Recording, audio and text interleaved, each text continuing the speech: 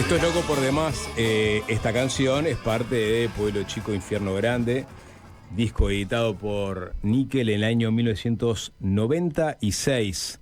Mitad de la década del 90, Nickel venía de un subidón impresionante, recorriendo Uruguay, cosa casi que inédita para un grupo local.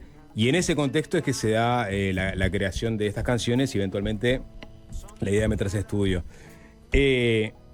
Un disco que me parece que está encapsulado en su época y que la gente no ha revisitado de la forma que tendría que hacerlo, desde mi humilde opinión. Hasta que vino Fernando Peláez, me imagino que a impulso propio o a impulso de gente de la banda, eso lo sabremos en un ratito, y dijo, ¿por qué no incrustamos el Pueblo Chico Infierno Grande en esta colección de estuario que le está dedicando, ya creo que son más de 20, 20 libros, 25 libros, o un poquito más. Llegó a 29. A 29 libros, donde periodistas uruguayos se meten a fondo en discos clásicos, icónicos o berretines de los periodistas, porque entienden que ese disco merece ser parte de esta colección. Bueno, Fernando Peláez, bienvenido, ¿qué tal?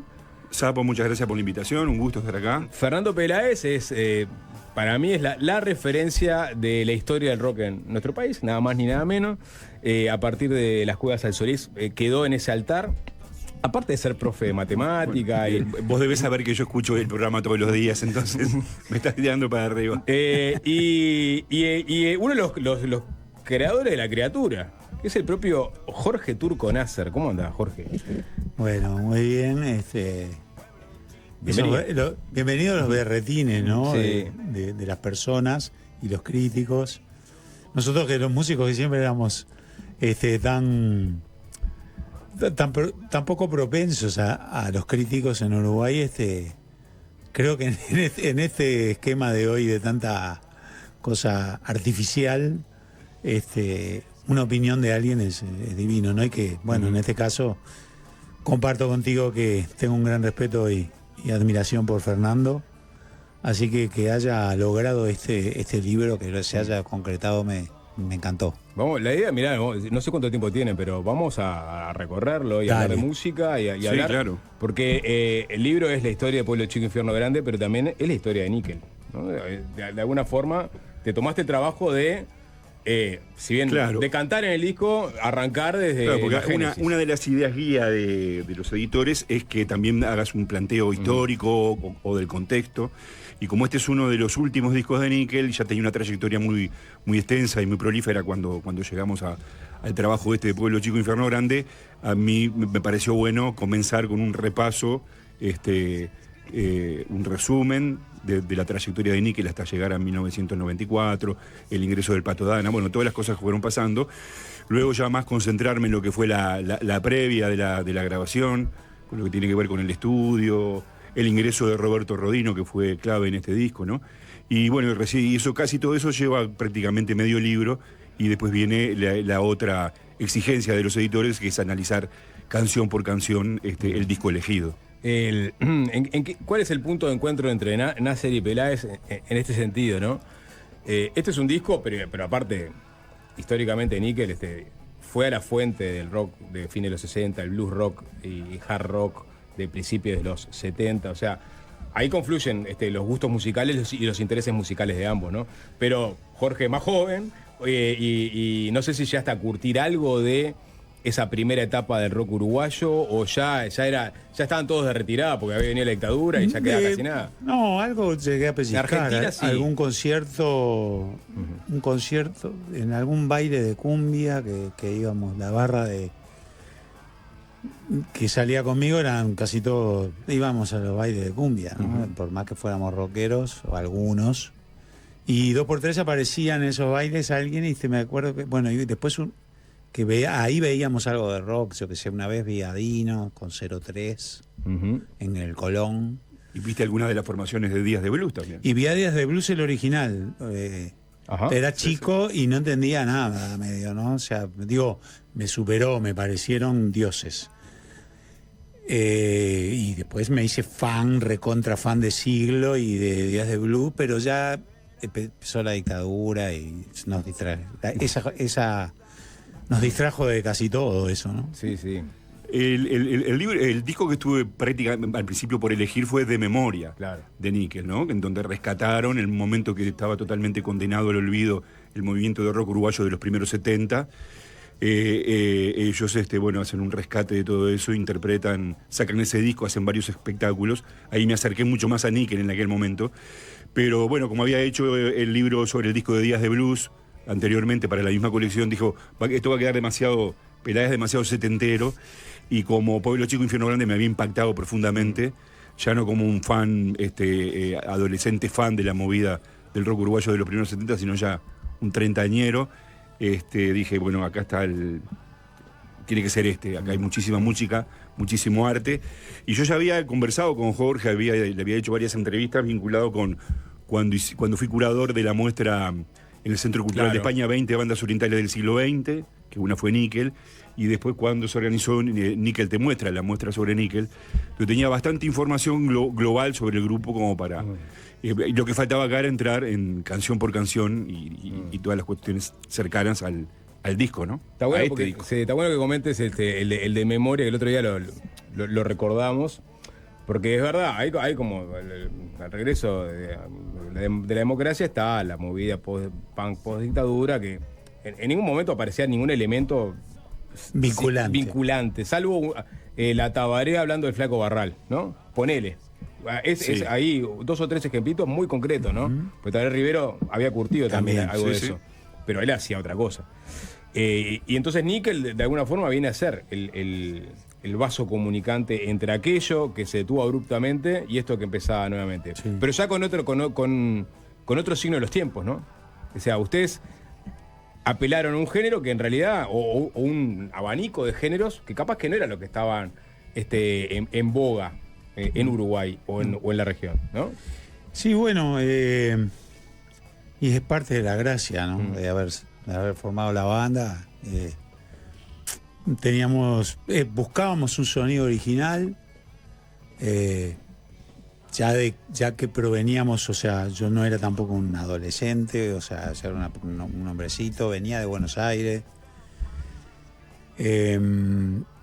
Conocí a Jaime Ross, era periodista musical, o sea, era una persona que estaba como por dentro de un montón de información. Y me sentía como, en teoría, en la obligación de hacer algo que me desafiara, que me gustara. No simplemente por el puro deseo de hacer música. Entonces, a pesar de un comienzo, el primer disco de Nickel, que es bastante balbuceante, si se quiere, por decirlo de alguna forma, es una opinión personal, aclaro, porque después mañana resulta que es el mejor disco del mundo, que es cosa que a veces pasan en las carreras de los artistas, pero bueno, creo que era un poco balbuceante. Después sale Gusano Loco en el 88 y ahí sí me empezó a gustar en serio, ¿no? Claro. Yo en ese momento tocaba, yo era bajista y Pablo Faragó, que era el otro creador de la banda y guitarrista, intérprete y guitarrista, tocábamos en la banda de Jaime, y cuando tuvimos ese material listo decidimos dedicarnos a Nickel, porque entendíamos que estábamos desarrollando un sonido. Yo había tenido una epifanía con el rock de los 70 argentino, con Papo, Blues, Box Day, Manal, y de alguna forma esas canciones pretendían, porque después cuando las escuchás, y ahora hace poco hicimos un recital homenaje interpretando las canciones de Gusano Loco, temático, digamos, y la verdad que eran bastante ochenteras. Era un homenaje bastante difícil de entender porque no llegábamos al hueso. Pero luego, ya con la entrada de Pato Dana y en los 90 en los Gárgolas, ya como que ahí la banda agarra más este formato que decís vos, más clarito. Aparece en nuestra vida Los Lobos, Stevie Ray Vaughan, y ahí, bueno, empezamos a tener información constante y a intercambiar con los demás, con el mundo exterior, ¿no? Sí, bueno, vamos a escuchar, vamos a arrancar por el comienzo. Voy a leer un fragmentito que me parece que sitúa el momento de la banda, ¿no? El Pato Dana. Hablando justamente de Loco por Demás, de esta canción con la que arrancamos, que, si se quiere, es como la resaca del Candombe de la Aduana, ¿no? Es sin duda el tema que resume. Pero que al final, en lugar de tener un final épico y que pueda aglutinar una cuestión más popular, se manda con un final muy rockero, duplicando la velocidad y terminando mostrando lo que era toda la locura que tenía Nickel en ese momento, ¿no? Pero es como una canción como más madura, como de mirar, ¿viste? Lo que está pasando, por más que estés en medio de la locura. Sí, yo creo que, claro, es cierto que. No, yo creo que se refiere un poco también, ahí va, más que nada, a tocar y a rockear, que en ese momento a veces la gente nos tenía como que por algo más como comercial o pop. Pero la canción sí, la canción tiene para mí una de las mejores metáforas que escribí, ¿no? Que es la de Corazón de Tony Park, ¿no? Creo que es. Yo ya con eso está. En Tony Park. Yo ya digo, me voy. Gracias. Adiós. Dejo dicho. El Tony Park era un Pueblo chico, infierno grande, dice el dicho popular, ¿no? Sí. Sí, Corazón de Tony. Los Tony Park eran los circos. Claro. Banda en fuga, circo errante, Corazón de Tony Park. Corazón de Tony Park. Que recorrían el interior, la fiesta del pueblo, que llegara el Tony Park esa semana. El Tony Park se llegó, hay una banda acá, que no me sale el nombre ahora, que tenía el Tony Park ya llegó. Esta sí, creo que Bufón no fue. No, era parecido a Bufón, la puta madre, no puede ser que no me sale. Pato Dana, como que era muy natural decir, vos, ¿dónde vamos a tocar? ¿No? Hablando de loco por demás, ¿entendés? Y es como una poetización, no era que no supieras a dónde ibas a tocar, porque realmente no estábamos tan inconscientes, tan drogados no estábamos, no tanto. Vos sabías que había salido rumbo a, no sé, San Ramón, ponele. Pero en un momento, vos, ¿dónde era que íbamos a tocar? En joda. O sea, esa escena puede haber sucedido totalmente, claro, pero en esa onda. El problema es el heroísmo del letrista que casi siempre se autobeneficia. Y es un poco... Estamos hablando de una época en que estaban girando mucho y estaban yendo, en este caso, a Rivera, ¿no? Claro, ahí, ¿no? Sí, narra un viaje a Rivera. Narra un viaje a Rivera y los agarra en ese estado de situación para grabar un disco. Como allá en el subidón, sí. y con toda esta información que tenían acumulada y con las ganas de meterse a estudio. Sí, es un disco que... La verdad que creo que no te lo dije ni a vos, pero ahora que sí fue escrito mucho en el ómnibus, ¿eh? Sí. No, se menciona en el libro. Sí. Se menciona en el libro. Se menciona, sí. Ay, qué suerte. Que es un disco de gira. Totalmente. Íbamos, y porque, aparte, la verdad que es muy recomendable escribir en gira porque los vas chequeando ahí en el momento los temas, ¿me entendés? Che, vos, muchachos, ayer se me ocurrió esto, ¿viste?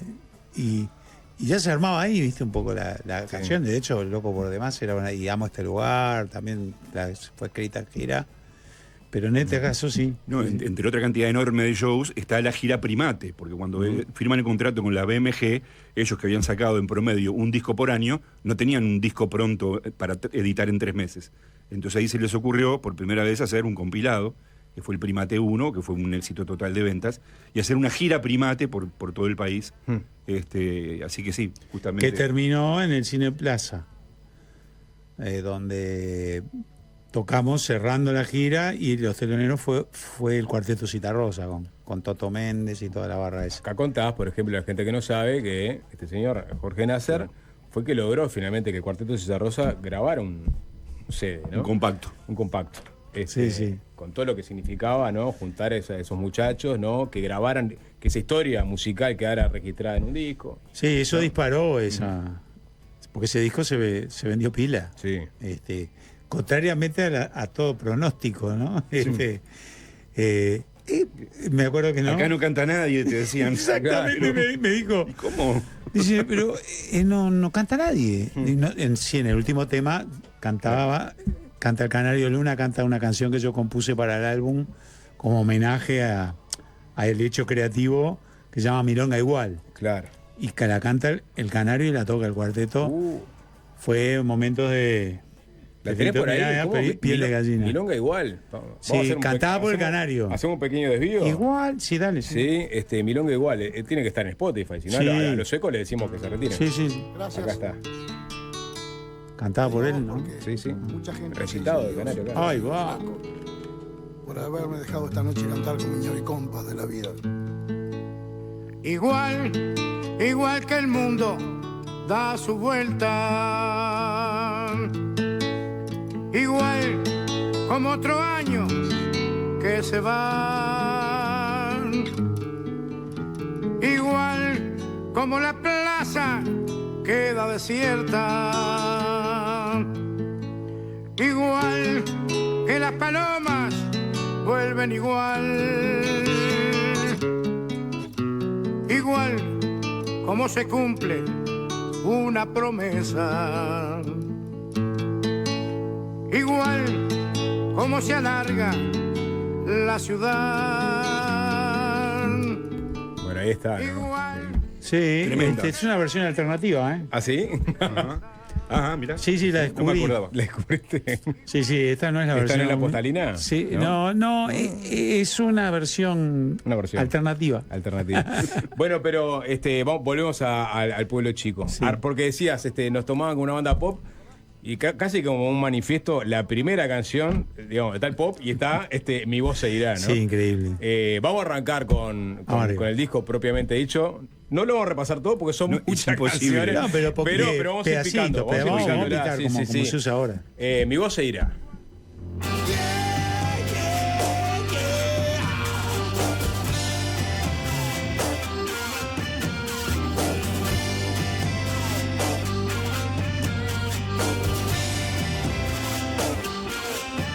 No tengo secta,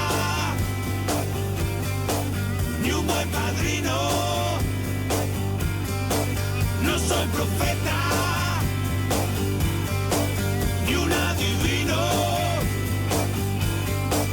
Soy una oveja en el rebaño. Soy una tabla del escenario. Pero algún día mi voz se oirá.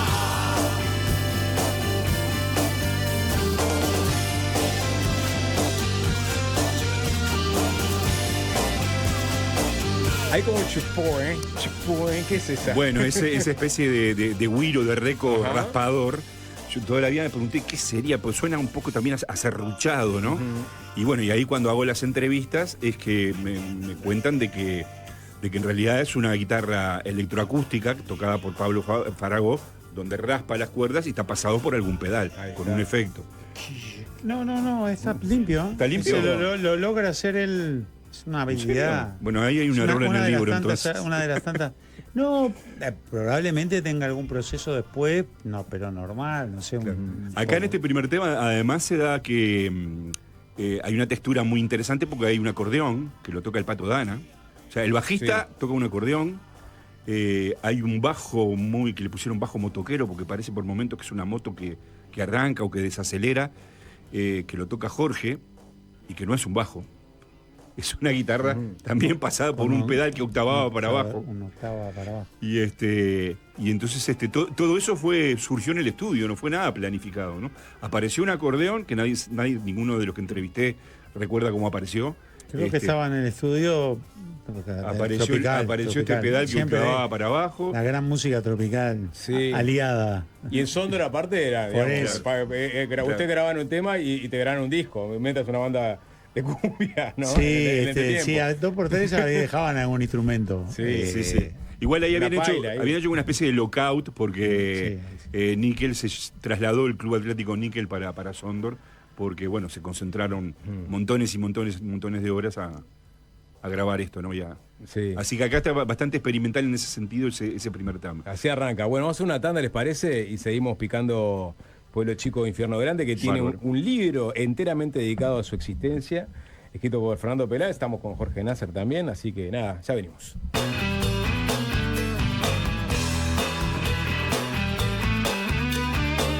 Seguimos picando un libro, se llama en este caso. Es cosa rara, ¿no? Pero bueno, estamos picando El Pueblo Chico, Infierno Grande, que es este libro de Fernando Peláez que sigue la saga de estuario de discos clásicos, icónicos, o que se quieran rescatar de la discografía nacional. En este caso, disco de Níquel, Pueblo Chico, Infierno Grande. Estamos hablando también con Jorge Nasser.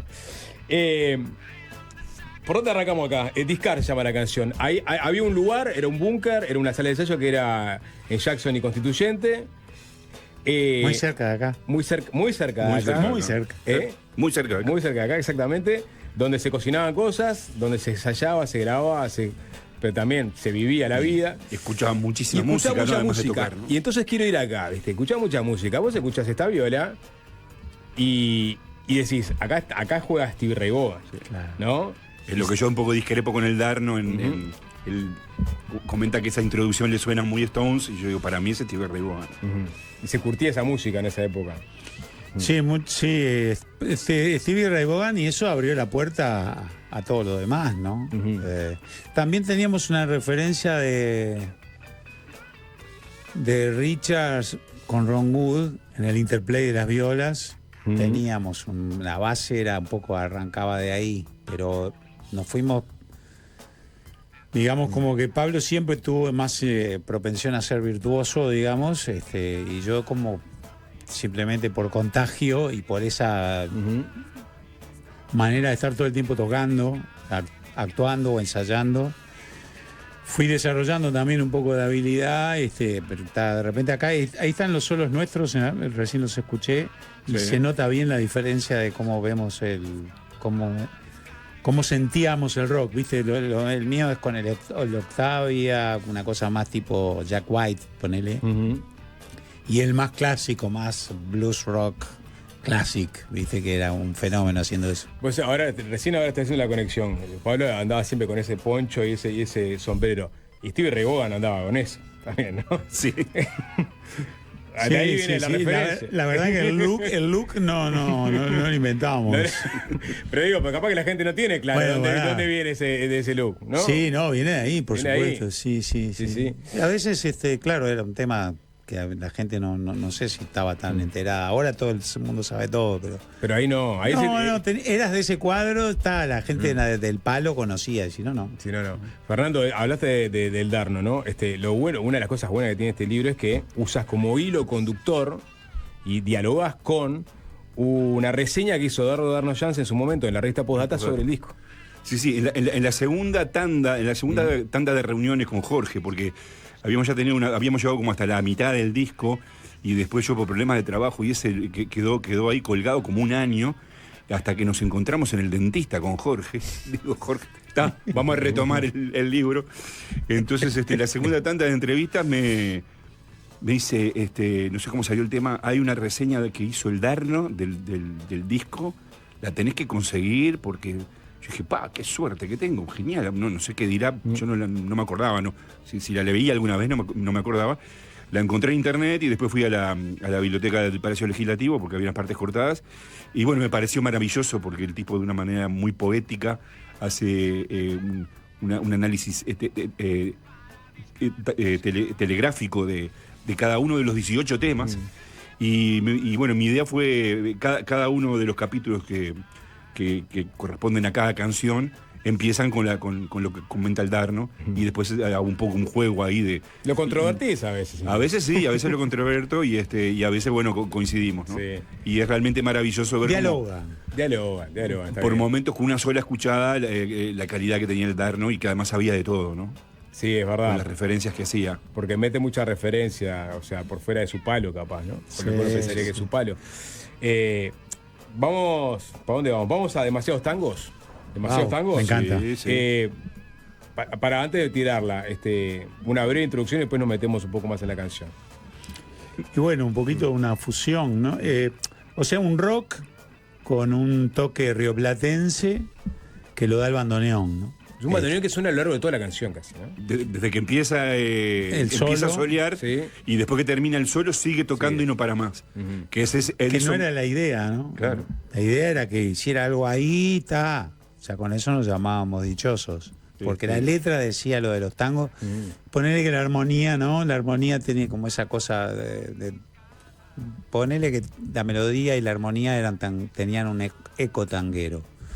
Pero tocaba como rock, ¿no? Y que nos colgamos, llamaron bandoneonista y lo conocíamos de la noche a Edison. Ujú. Edison Bordón. Edison Que Bordón. venía de fenómeno, Dulces ¿no? Tormentos. El que escuchó La Trampa, la canción Dulces Lo Tormentos, habían invitado.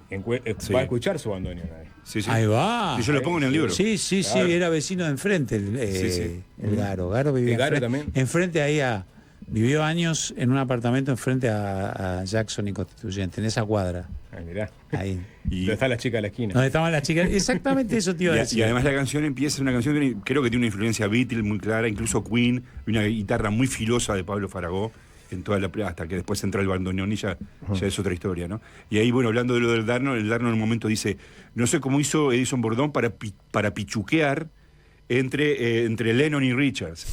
Y yo al final termino bien. diciendo, acabo de encontrar un video en YouTube de Edison Bordón con 29 años, con su trío en Buenos Aires, acompañando al polaco Goyeneche en la última curva. Mirá si se va a poner nervioso entre los Marshall y la Fenders. Claro. Sí, imponente, Edison Bordón, un genio, la rompió, quedamos todos así, onda, quijadas al piso. Lo que pasa es que fue un disco en ese sentido como muy de meter, no todo el mundo cree, ahí va, a meterlo, sí, de dar, a ver, de mucha toma de riesgo, ¿viste? O sea, mandar la cinta. Claro. Andar a la cinta y andar grabando. ¿Qué? Vos mandá que tocamos, ¿viste? Y como que se convirtió en algo ya después que nos gustó. O sea, mandalo porque salían cosas, estábamos bien, estábamos en vena. Y él fue igual, él también le mandamos el tema, lo pasó un poquito conmigo y yo le canté arriba y te digo que ya esa versión que hicimos, bandoneón y voz, fue increíble, ¿viste? No se grabó. No existe Como eso. siempre. Sí. Existe solamente, ahí va, en el corazón de uno, pero después tocó y la rompió. La verdad la rompió y sigue tocando hasta el final. No lo pudimos cortar. No, está bien. No, lo dejamos y termina él, ¿viste? O sea, aparte tenía mucho rock and roll su vida, era un loco, entendía todo. Eso también revela de que los músicos no es tanto el palo que haces tal palo o el otro, ¿viste? Que sos cumbiero, tanguero o rockero o blusero, sino más bien tiene que ver con un sentimiento, ¿viste? Hay músicos con los que vibrás porque viven, o sea, como el Sabalero, yo que sé, por decirte también, que también para mí tenía un rock and roll bárbaro, o sea, que tienen rock and roll más allá de que por ahí la música que tocan no es... Es una exactamente chamarrita, rock. pero es Claro, rock. exacto. Vamos a sonar. Entre el bien y el mal. Lo que quieras de mí, puedes lograr. Lo que quieras de mí,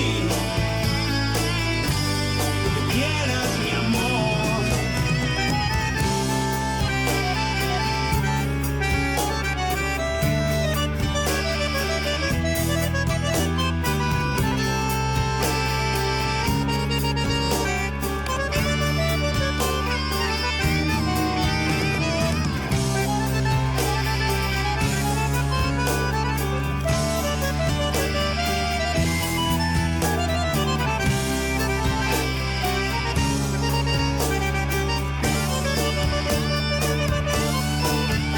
Lo que quieras de mí,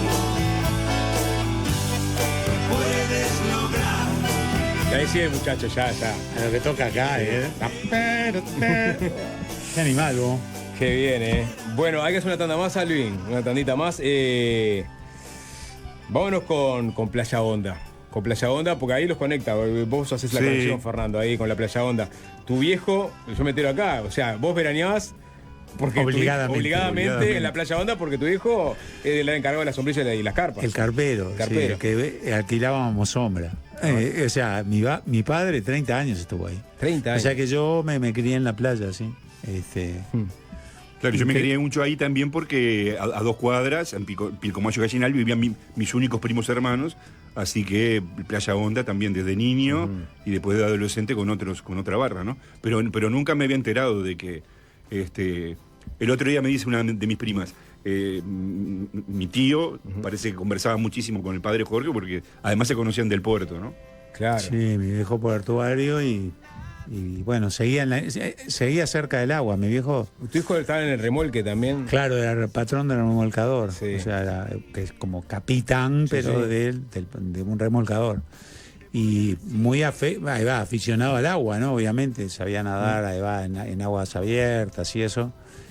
Y le gustaba tanto que se empezó éramos re playeros la familia, y en una primero alquilaba y después lo empezó a mirar con cariño y lo empezó a ver como una posibilidad de estar siempre en la playa, que le encantaba, y a la vez hacer algún mango, y cada vez fue más importante en la vida nuestra, que se convirtió.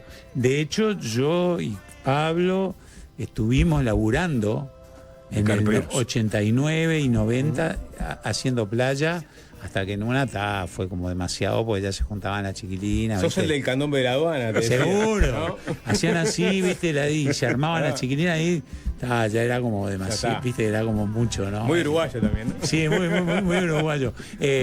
Clientes de esa época, Leo Maslía, alquilaba sombrillas siempre ahí. Bueno, sí, Mandrake venía.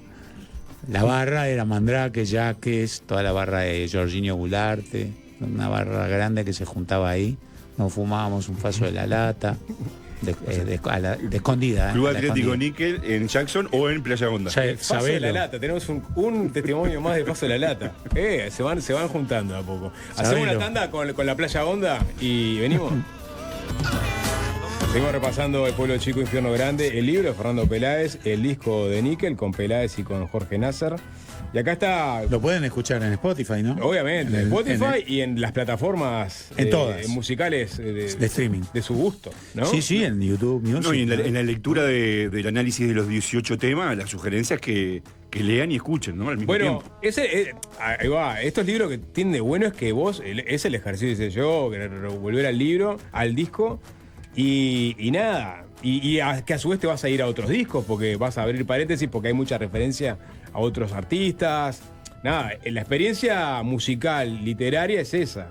Sí. Leer y escuchar, ¿no? Sí, es hermoso eso. está Acá, buenísimo. esta canción, por ejemplo, ¿no? O sea, leer y esto seguramente te vas a ir a Bo Diddley. O sea, aparece la mención de Bo Claro. Diddley y te vas a ir a Mona o te vas a ir a Not Fade Away. No fue de güey. Pero, Claro. y vos te vas a ir a los Shakers. Porque Claro. si entendiste la que se llama Conferencia Secreta de Totos Bar. O sea, y te vas a ir a. Claro, el en la disco- mesa de un bar. Exactamente. y vos lo puse porque dijiste en la tanda. Bueno, es como un poco nuestro Sgt. Peppers. Y la Conferencia Secreta es un poco de Sgt. Peppers. De los Definitivamente. Shakers, ¿no? Exactamente, sí, hay muchas similitudes. Sí. Sí. Y acá aparece Candombe también. O sea, ¿no? que, ¿sabés quién referenció los Shakers con Níquel? Esterrada. Ujú. Hablando de alguien como un amigo. Siempre me dijo, desde los Shakers, como, no sé, como que a él le parecía que como que Níquel había conseguido algo que también había conseguido los Shakers. Eso es lo que me pareció entender, o siempre me parece entender que cada vez que me dice de eso, porque en realidad son épocas distintas, pero sí como que, como decís vos, estábamos hablando el idioma bien de la época, ¿viste? O Sí. sea, como no era una cosa que venía 3 años después, sino como que estábamos En sincronía. en sincronía con el mundo anglo. Sí. Sí, vos ahí te colgaste con el tema de la conferencia que te dijiste, vos mirá esta Sí. beta y te vas para allá, para el Sí, fondo. sí, claro, porque había que ver todos los orígenes, ¿no? Y después, en el tema, Pablo Farago empieza a meter algunas pinceladas, algunos toques, algunos arreglos que son remiten mucho al candombe beat, ¿no? Al quinto, y que le dan un color muy, muy, muy interesante al tema de la mitad para adelante, ¿no? Claro, y entonces tenés a Bo Diddley, tenés al quinto, tenés Hay a cinta los pasada al Beatles. revés. Sí. Sí, bueno, era un poco las tinajas de donde nosotros abrevábamos, ¿viste? Porque nosotros éramos re fans del quinto. Escuchábamos todo el tiempo esos discos que ahora son clásicos. Le dábamos de punta y nos parecían súper rockeros y sabíamos bien que el quinto son los Beatles uruguayos, ¿no? O sea, The One, así, sí. ¿no? No escuchamos ninguna milonga todavía, porque No. porque después Jorge se fue para la milonga. Sí. Y bueno, para Milonga, tenés una ahí que me gusta. A mí me gustaba Milonga Hey, que en verdad es algo más que milonga. Sí, como un cierto hallazgo creativo también, Sí. Milonga Hey, ¿no? Vamos a escuchar un poquito de Milonga Hey y después nos vamos a alguna otra. Dale. Pero, ¿la tenés ahí, Alvin? Milonga Hey. Porque ahí aparece la referencia de Dino más de una vez, ¿no? O sea, usted lo tenía como una referencia. Sí, después en la balada Tu Recuerdo, que Sí. parece una balada escrita por él, ¿no? Salado. Yo he hecho varias canciones que parecen escritas por él, Mm. a propósito, o sea, es algo que me gustaba mucho y me gusta mucho ponerme en plan dinoneano, digamos, pero sí está. Creo que acá en Milonga Hey cruzamos un poco más, tiramos el bochín un poquito más allá y fuimos a hacer una milonga que se puede interpretar derecha o, como en este caso, 6x8, shuffle, con un ritmo de shuffle. Shuffle, ahí va. Claro, está en ritmo de shuffle. Sí, muchachos, me acaban de decir que en verdad nos colgamos y tenemos que tirar una tanda y medio que ir cerrando. Pero no me voy a ir sin escuchar Mal Presentimiento. ¿Y el violín de Becho? Qué bueno, me lo olvidó el bien de Bello. Vamos a Claro, dejar algún porque- deber, vamos a dejar algún Dale, deber. Claro, porque en este disco yo creo que están todas las tendencias y todos los territorios que Sí. cubría Nickel en su máxima expresión. Sí. La parte más popular, la parte de tomar riesgos, el rock, el blues y los covers incluso. Sí. Y con un cover impresionante que es nada menos que del Violín de Becho, una canción emblema uruguaya en donde también se toman un riesgo enorme, donde Pablo Faragó mete va tocando unos punteos de distorsión Marshall al mango, ¿no? Claro, pues yo pienso, después la triple agarró a Citarrosa y lo llevó para este palo, ¿no? Sí. Pero acá está, digamos, la primera vez que lo agarraron a Citarrosa y El antecedente. lo arrastraron al palo del rock y con esto. Capaz que a la vuelta del tanda nos sacamos la gana de escuchar Mal Presentimiento y despedirnos con el Carpo, pero Sí. nada, Jorge Fernando, gracias, ¿no? Por arrimarse. El libro se llama Pueblo Chico Infierno Grande, es sobre el disco Pueblo Chico Infierno Grande, que está en todas las plataformas. Es un discazo, es un librazo. Nada, Bueno, muchas gracias. No, y puedo avisar ya que el 22 de diciembre va a estar una nueva presentación del libro Ajá. en la Feria Ideas Más, en donde vamos a contar con la presencia de dos jóvenes fans de Nickel como Samantha Navarro y Paul Higgs. ¿En serio? Mirá. Sí. Buenazo, entonces. Bueno, muchachos, gracias, No, Gracias muchas a ti gracias a vos. y Claro. a la audiencia.